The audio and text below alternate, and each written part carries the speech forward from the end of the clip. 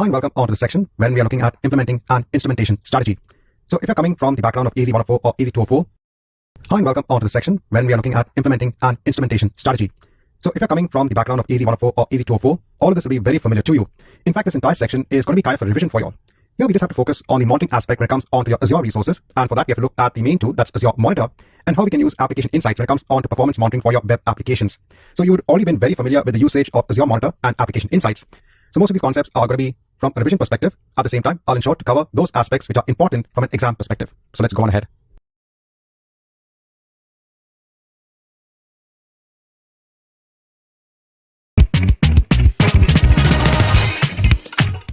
So the first aspect we're going to look at is Azure Monitor. Azure Monitor is that service within Azure that helps you to monitor your resources. I've gone ahead and spun up a set of resources as part of my Azure subscription so that we can see some monitoring aspects when it comes on to this resources itself. If I go on to the service of Monitor, we have a lot of features when it comes on to the service. If you go on to the metrics section, here you know that you can scope out metrics for various resources that are part of your subscription. Here, for example, if I go onto my template GRP resource group, I have a number of resources in place. If I go, for example, onto a virtual machine scale set that I have and I hit on apply, let me just minimize this.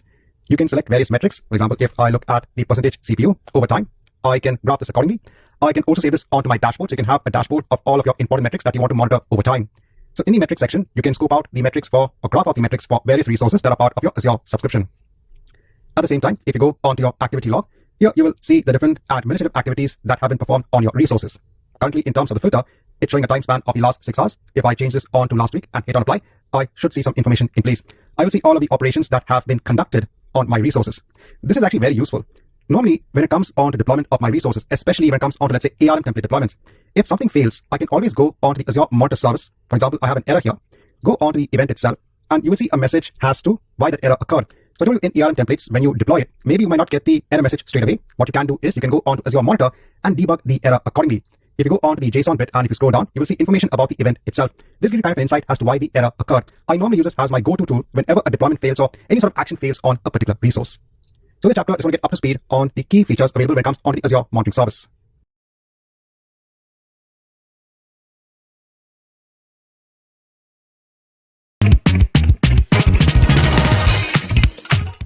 Hi and welcome back.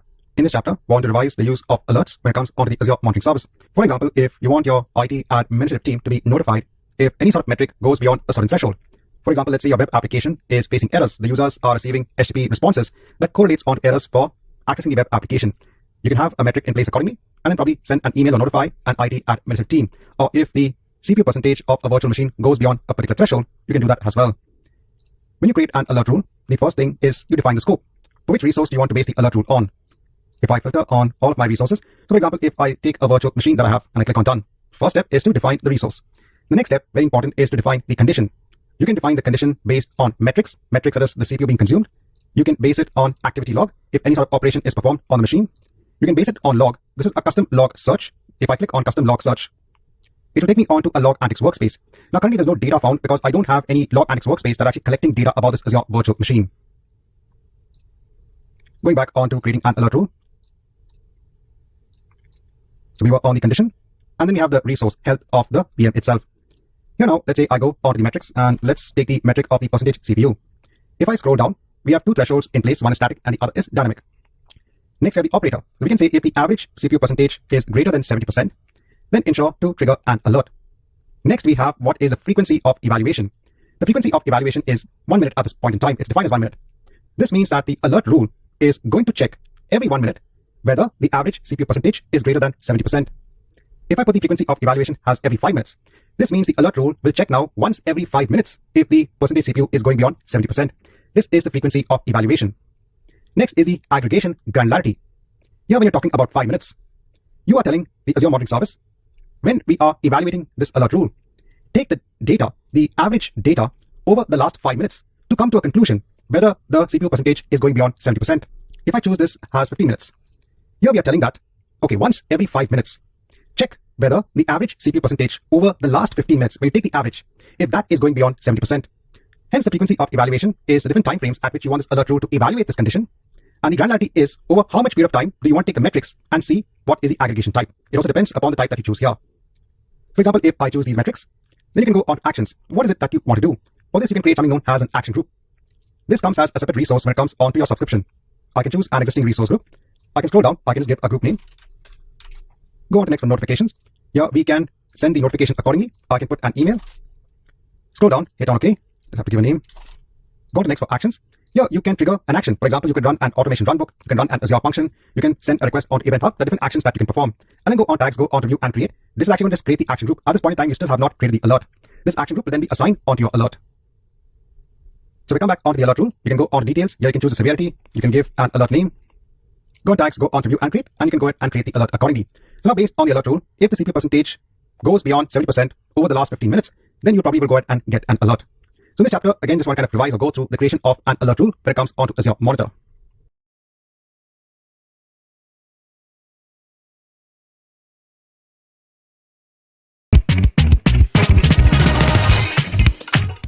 Now in this chapter, I want to go through dynamic thresholds. In the prior chapter, when we were defining our alert rule, we had a threshold type. It was either static or dynamic. When it comes on to dynamic thresholds, your Azure Monitor actually uses machine learning to check the historical behavior of your metrics. Based on the historical data, it can then identify patterns and anomalies that could indicate possible issues. When you're defining dynamic thresholds, we can choose the sensitivity. If you choose the sensitivity as high, here the alert rule will be triggered even for the smallest deviation. If you have medium, this is more balanced thresholds and few alerts will be generated. And finally, if you choose the sensitivity as low, here the alerts will be triggered on large deviations only. I'll just go ahead quickly onto Azure to show you that point where you can choose the threshold type. So here in Azure, if I go ahead and create an alert rule, I'll filter on all of my resources. Here, let me take the case of my virtual machine scale set. Click on done. Go next for the condition. In the signal type, then we can just search for CPU. I'll choose percentage CPU. I'll scroll down. Here in the alert logic, we have static and we have dynamic. When we choose static, here we are statically mentioning a value when it comes onto the threshold. So if the CPU percentage goes beyond 70% based on the evaluation criteria, then an alert should be triggered. If I choose dynamic here, it's saying greater or less than the average, but we have something known as a threshold sensitivity. We are not mentioning a static value here. And then we can choose the sensitivity. So what exactly is happening when we choose the alert logic as dynamic? The monitoring service will look at the metrics of CPU over time for your virtual machine scale set. It will then determine what is the normal CPU percentage for your virtual machine scale set over time. If there is a deviation or many deviations over a period of time, then it will go ahead and trigger an alert. So here you're not saying that a static value of 70%, 50%, no. You are telling Azure Monitor, you determine what should be the ideal CPU percentage over time. And what Azure Monitor does is, it uses machine learning to determine what should be the ideal CPU percentage over time for this resource. If there is a deviation from that, then go ahead and trigger an alert. Obviously, Azure Monitor needs some metrics for your resources over time in order to understand what should be the ideal threshold value when it comes onto this resource, when it comes onto that particular metric. And then we have the sensitivity. If you choose it as high, even if there is a small deviation, it will go ahead and trigger an alert. If you choose low, here the alert will be triggered only on large deviations. So if you don't want to have too many alerts over time, you can go ahead and choose low. And you again have your evaluation criteria, and in the advanced settings, you can decide on the number of violations to actually go ahead and trigger this particular alert. So in this chapter, this one kind of give you that kind of distinction between the static and the dynamic threshold when it comes onto defining your alerts.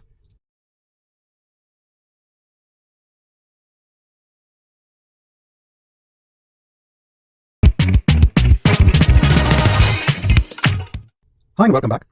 Now I want to go through the Log Antics workspace that we have in Azure. Again, kind of revision.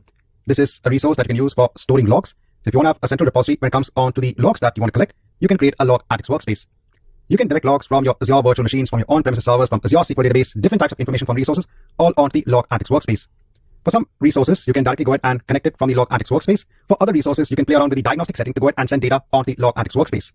One of the advantages of having this workspace in place is you can use a query language that can be used to query for data within the workspace. So if you want to search for certain results when it comes onto your data set, you can go ahead and use this query language. You can also have solutions inbuilt on top of the Log Antics workspace that can work with that data and give you visualizations or details accordingly. So let's go on to the next chapter and start working with the Log Antics workspace.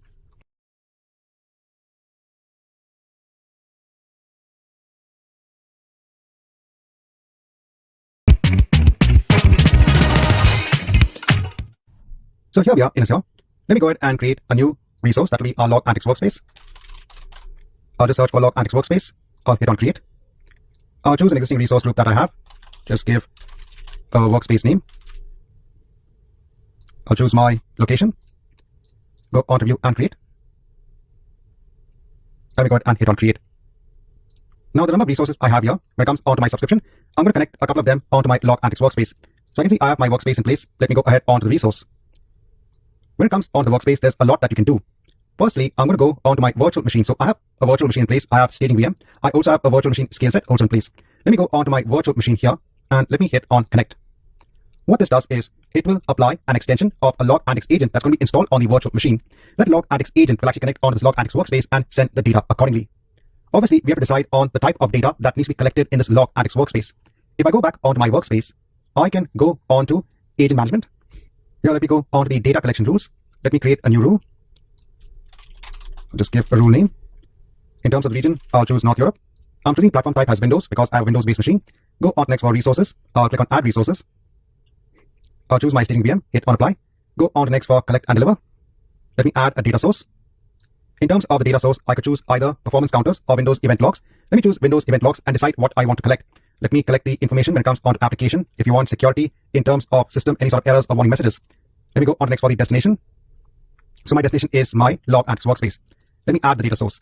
I can go on to view and create. And I can go ahead and then hit on create. This will create a data collection rule. Based on what we have mentioned, it's going to collect that data accordingly onto a log_ANDEX workspace. I'll go on to another resource that I have. I have a SQL database in place. If I go on to my databases, here, if I scroll down, I want to go on to the diagnostic settings. Another way in which you can direct the logs from resources onto a log_ANDEX workspace. I'll add a diagnostic setting. So here in the diagnostic setting, I'll choose to store all of the logs. So choosing everything. Let me give a name. And then we can send the data onto a log_ANDEX workspace. I'm going to choose my central workspace and then click on save. Now it will take around half an hour for the data to get accumulated in the log_ANDEX workspace. So let me come back after some time. Now I wait for around half an hour. When I come back onto the log_ANDEX workspace, if I go onto logs, just close this, I can filter based on the resource type. When it comes onto SQL databases, I can see an Azure diagnostic table in place. If I just query for the data quickly, in terms of the result, you will see information in terms of the errors, database weight, stats, etc. So all this information when it comes on the diagnostic setting for the SQL database is now being recorded in the log_ANDEX workspace. Similarly, if I go on to virtual machines, you will see some information here as well. Here, if you go on to the event table and click on run, you will see the logs being recorded here. With the help of the log_ANDEX workspace, you can collect data from your resources and query them accordingly.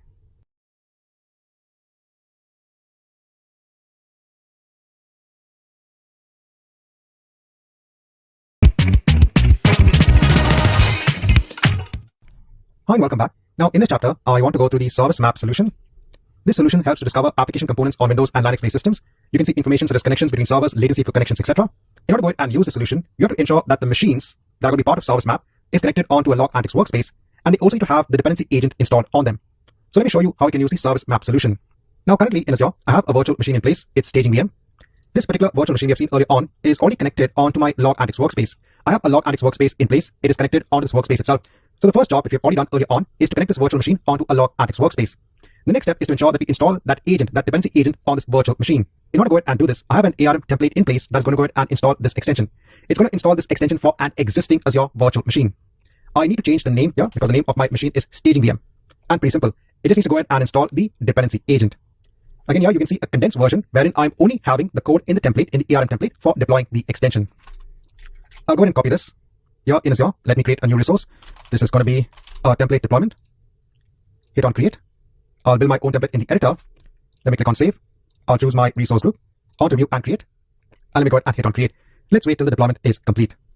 Now, once the deployment is complete, if I go onto my Azure VM, go onto extensions, here I can see I have the dependency agent installed.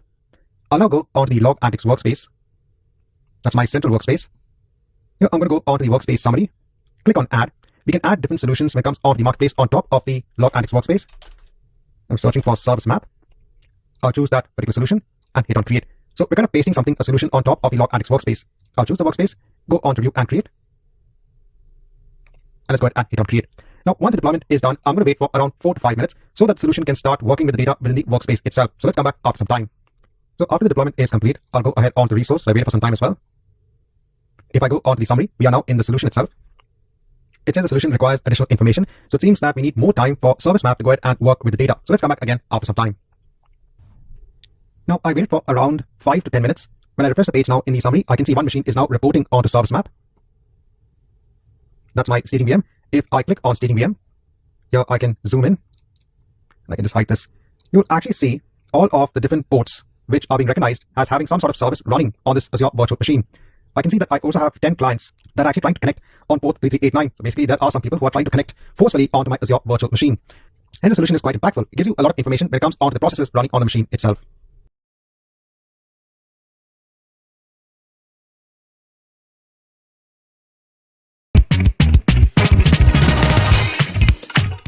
Now, in the prior chapter, we had looked at sending data from a virtual machine and a SQL database that data onto the log analytics workspace. In this chapter, I want to go through a few aspects when it comes onto the virtual machine scale set. Currently, I have a virtual machine scale set in place. Currently, there are 2 instances running as part of the virtual machine scale set. If I go onto the scaling, if I go onto configure, I can configure a custom auto scale wherein the instances in the virtual machine scale set can scale based on demand.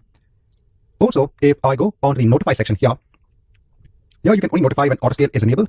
If I go on to diagnostic setting, again, we have the same case. So let me go on to the configure section, go on to custom auto scale. Let me scroll down onto a scale condition that I have. So this is the default scale condition and I have a scale condition 1. In case if you don't have this auto create scale condition 1, let me delete this. Let's say you only have the default condition in place. You can go ahead and create a new condition. So you can scroll down and add a scale condition. This will create that new scale condition. So you can say, let's say auto scale based on network traffic. I can scale based on a metric. I can then add a rule. In adding a rule here, I could base this on the percentage CPU, but just to ensure that scaling does occur, when it comes on to the metric, I'm going to choose network. I'll choose network in total. Here, I always have a little bit of network traffic that's coming into the virtual machine. That's part of the virtual machine scale set. Here, I'll say that if the number of bytes, here it's in terms of bytes, the metric, is greater than 70, and definitely is greater than 70. Here we have the network in total, on average, is 114.8 kilobytes. So definitely this threshold value is going to trigger an alert. This is what I want because I want to show you how you can send notifications when it comes onto the scaling that actually happens as part of your virtual machine scale set. I'll leave the duration as it is. I'll scroll down. You can increase the count by 1 instance and have a cooldown period. Let me go ahead and click on add. In terms of the maximum number of instances, I'll put 4. In the minimum, I'll put 1. In the default, also, I'll put 1. And then let me go ahead and click on save. So now I'm having my own auto scaling condition in place. If the network traffic goes beyond that threshold, which definitely it will go ahead and start spinning up new instances as part of my virtual machine scale set. Now I can go on to the notify section and here I can send an email whenever a scaling happens as part of my virtual machine scale set. I'll just add an email ID and click on save. At the same time, let this be done. I'll go on to the diagnostic setting. I can add a diagnostic setting. I can choose the auto scale actions and send it onto my log analytics workspace. I'll give a name for the setting and then click on save. Now, obviously, again, this is going to take time. So let's come back once I have some sort of data in place when it comes onto my scaling actions. Now, after some time, when I come back, I can see that I've got a notification that the capacity of my scale set is changing because indeed, if I go onto the instances, I can see more instances running as part of the virtual machine scale set. If I go onto my log analytics workspace, I can see a table here in place when it comes onto the auto scale action logs. If I query for this particular table, just to look at the data, let me click on run, just hide this. I can see some details in place. So every action, auto scale action, is now being recorded here. So with the help of the diagnostic setting and with the help of the notify setting, so the notify can notify an email address. Here you are getting all of the details in the log analytics workspace when it comes onto every auto scale action. Now, in case if your virtual machine scale set is not auto scaling, if I go onto my scale condition, make sure that you're adding the metric correctly. Also ensure that you have a maximum when it comes onto the instance limit, and also check your schedule as well. Sometimes it might configure a future date when it comes onto the rule itself. That means it will not be triggered right now. So keep a note of all of this when you're creating that scaling condition.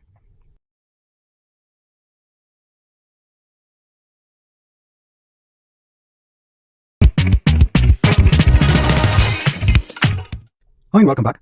Now let's have a review of application insights. So if you're coming from a background of AZ104 or AZ204, you'll be very familiar with this particular service. So this will be a quick review.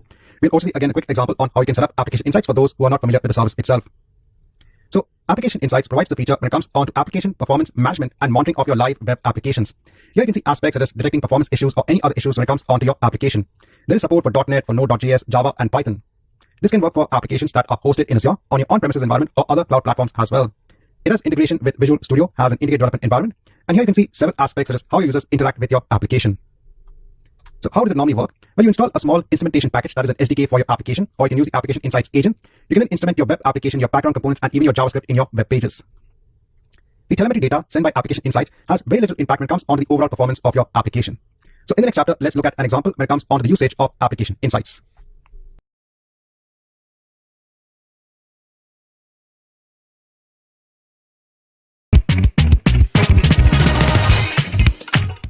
So now in order to showcase the usage of application insights, here in my Azure account as part of all resources, I'm first going to create an Azure web app. I don't have any web app in place, so let me go on to this particular service. Here I'll choose an existing resource group. Just try to give a unique name. In terms of the code, I'll choose .NET 6. I'll choose the location. I'll leave all of this as it is. Go on to deployment, on to networking, on to monitoring. Now, when it comes on to monitoring, yes, I'm going to create an application insights resource. I'll just give a different name. Hit on OK. Context tags, go on to view and create. Let me go ahead and hit on create. So what we're doing here is, in addition to creating our Azure web app, we are creating another resource that is based on the application insight service. We're linking them together. Then from Visual Studio, we'll have again a normal ASP.NET Core web application. We will first ensure to integrate that web application with Application Insights. And then we can promote our web application from Visual Studio onto this web app itself. I'm going to wait for the deployment to complete and then come back. So once I have the Azure web app in place, I can go on to the resource. If I scroll down, if I go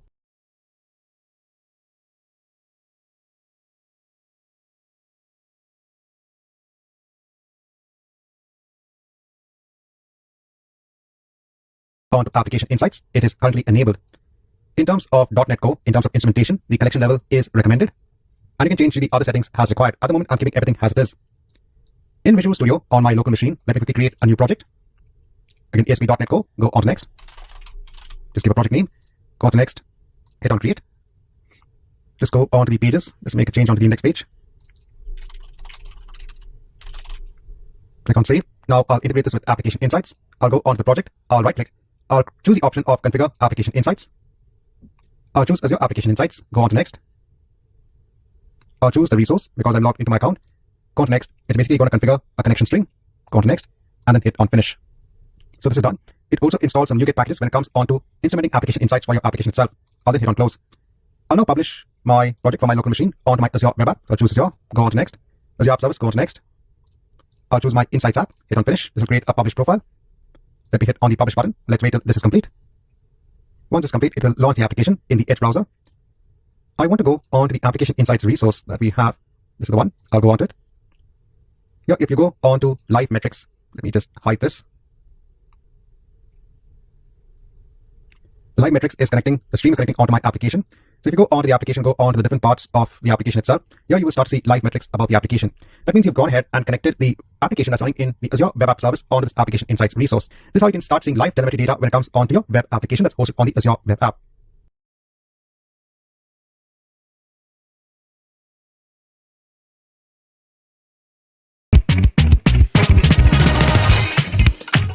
Hi and welcome back. In this chapter, I want to go through the availability feature when it comes on to Application Insights. Here you can actually add tests that can do basic tests against your web application. So just as an example, if I go ahead and want to test whether my site, that's Insights app, is always available from different locations, I just want to do kind of a sanity check to ensure that when I send a request onto the URL for my web application, I get a successful response back. We can create a quick availability test within the Application Insights resource. You can choose to add a standard test. We can give a test name.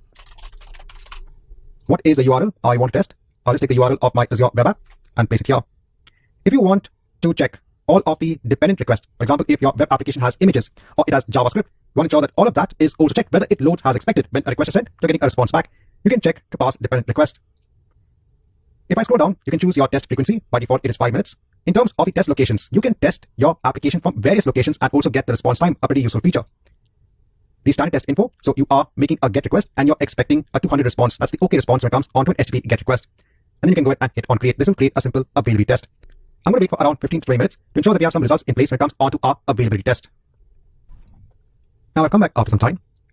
Here I can see my results of the availability test from different locations. You can look that all of them have actually passed. That means the test is able to get a successful response back from our website. You can see the average duration in terms of getting the request back from different locations. If you drill into the 30 successful results over here, you can actually click on this button to go on and see the end-to-end transaction details. So in this chapter, I want to kind of go through how you can use this availability test that is available within Application Insights.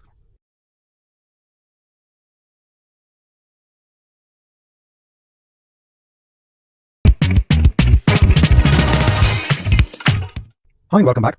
Now in this chapter, I want to go through some important points when it comes onto Application Insights. This is from the exam perspective. Firstly are the different things that we can record when it comes onto Application Insights. We have already seen the live telemetry data that we get as part of this particular service. Apart from that, you can also see your users, your session, and your event data. When it comes onto users, you can see how many people have actually used your application and its features. You can see sessions of user activity. This includes certain pages and features of the application itself. You have events. This gives a view of how often certain pages and features have been used in the application. You have this concept of having funnels in place. Here you can have multiple stages like a pipeline and then see how users are progressing through your application as an entire process. You have cohorts. This is a set of users, sessions, events, or operations that have something in common. It helps to analyze a particular set of users or events. You have impact. Here you can see how the load times and other aspects of your application impact the conversion rate of the application itself. You have retention. Here you can analyze how many users return back to your application. You have user flows. This helps in answering questions such as, what do users click on a page within the application? Where are the places within the application that users churn out the most in the site? And are there places in the application where the users repeat the same action over and over again? So for your Application Insights resource, For example, if you go onto the sessions data, you can see 2 sessions in place and you'll see information about the sessions. If you go and click on view more insights, you can see the events, you have funnels, you have user flows, etc. We're not going through the details of each of these features. When it comes onto the exam, you should just understand what each feature does. Apart from that, another important note is the performance. If you go on to the performance part of application insights, you will see all of the operations. Let me just go ahead and hide this. So you'll see all of the operations that have been performed on your web application. Each GET request that have been made, you will see the average duration and the count as well. And then finally, when it comes on to application insights, another very important feature is the smart detection feature when it comes on to failures. Here you can be alerted in real time if your web application experiences any sort of abnormal rise in terms of rates of failed requests. So instead of you trying to track this can be done automatically with the help of the smart detection feature when it comes on to application insights. If you go on to application insights resource and you scroll down, there's something known as the smart detection feature, and all of this is already enabled for you. All of these rules are already enabled. And how do you get notified? If I go on to the monitor service in another tab, if I go on to the alerts, if you go on to the action groups, there will automatically be an action group known as Application Insights Smart Detection that gets created because you've created that Application Insights resource. You can click on the edit button. Here, there are already some notifications in place, but then you can always go ahead and add your own notifications and your own actions onto the action group. So I'm going to go through some important features when it comes on to the usage of Application Insights.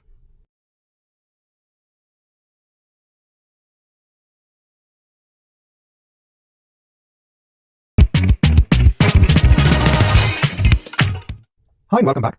Now, in this chapter, I just want to give a quick note, an important note actually, when it comes on to Application Insights. In our case, when we created the Application Insights resource, it was created along with the Azure Web App. Now, the default way of Application Insights storing its data is via a log antics workspace. So in the background, you'll have a log antics workspace that stores all of the data that is being recorded by Application Insights. Here you will see that it is being linked onto a default workspace. In fact, you can separately create an Application Insights resource and probably link it onto an existing log antics workspace. If I click on the workspace itself, and let me go onto the logs, just hide this and open up. In terms of the tables, let me reduce the zoom. You will see a number of tables in place. For example, if I look at the data in the app request table and I click on run, you will see information about all of the GET requests that we had seen earlier on when it came onto the performance section for Application Insights. So in the end, all of the data when it comes onto Application Insights by default is being recorded in a log antics workspace. So you could either query for the data here itself, but Application Insights gives you a way to visualize the data that's being stored over here. So in this chapter, I want to give that important note so that you know that in the end, the data for Application Insights by default gets stored in a log antics workspace.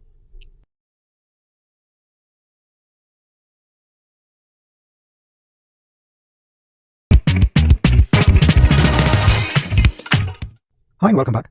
Now in this chapter, I just want to give a quick note when it comes on to the probes that you can configure for your containers when they are being deployed onto Azure container instances.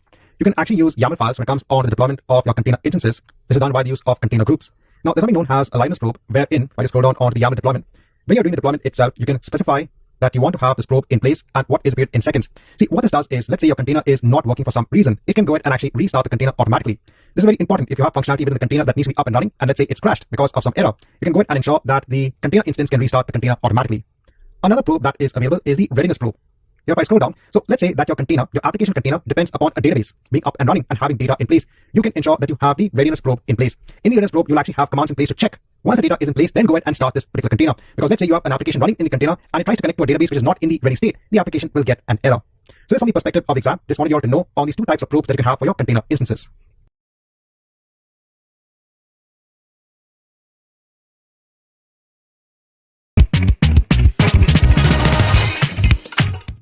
Hi and welcome back. Now in this chapter, I just want to give a quick note when it comes on to notifications in your pipeline. Here, if I go on to my user settings, and there should be something known as notifications. So in terms of your user settings, you have a lot of notifications that are already in place. So it's not only in terms of your pipeline. Whenever a build completes, you'll get a notification. Whenever there is a pull request on your Git repository, you'll get a notification. So all the notifications are already in place. If you want to create a different type of notification, because here you can see that you can only view aspects about the notification, you can't edit it. But you can always create a new subscription. Here, let's say when a build has been completed, you go on to next. You can then decide if you want to go ahead and have another email that gets notified whenever this build does complete. So within your user settings, when it comes on to your Azure DevOps account, you can go ahead and have different notifications in place. I want to ensure that I give this quick note on students on where you can actually go ahead and set these notifications accordingly.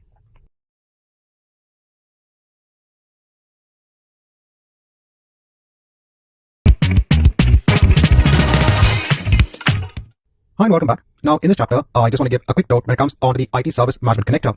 When it comes on to Azure, you have the alerts that can be defined for various metrics that are being recorded in the Azure Monitoring Service. But your company might be using an external tool when it comes on to, let's say, incident management. So if there is any sort of incident that actually occurs in your production-based environment, so let's say that an alert gets generated by the use of the CPU going beyond a particular threshold for your Azure virtual machine. Now, you also want to ensure as a company that an incident, a problem gets recorded in the service management solution that they are using. So they could be using ServiceNow as a service management solution. At that point in time, they might want to have an integration between Azure Monitor and the service management solution. They can make use of IT Service Management Connector, so they can connect their service management solution onto Azure Monitor. So whenever an alert gets triggered within the Azure monitoring service, it could create an incident within their service management solution. In the chapter, I want to give this quick note when it comes on the IT service management connector.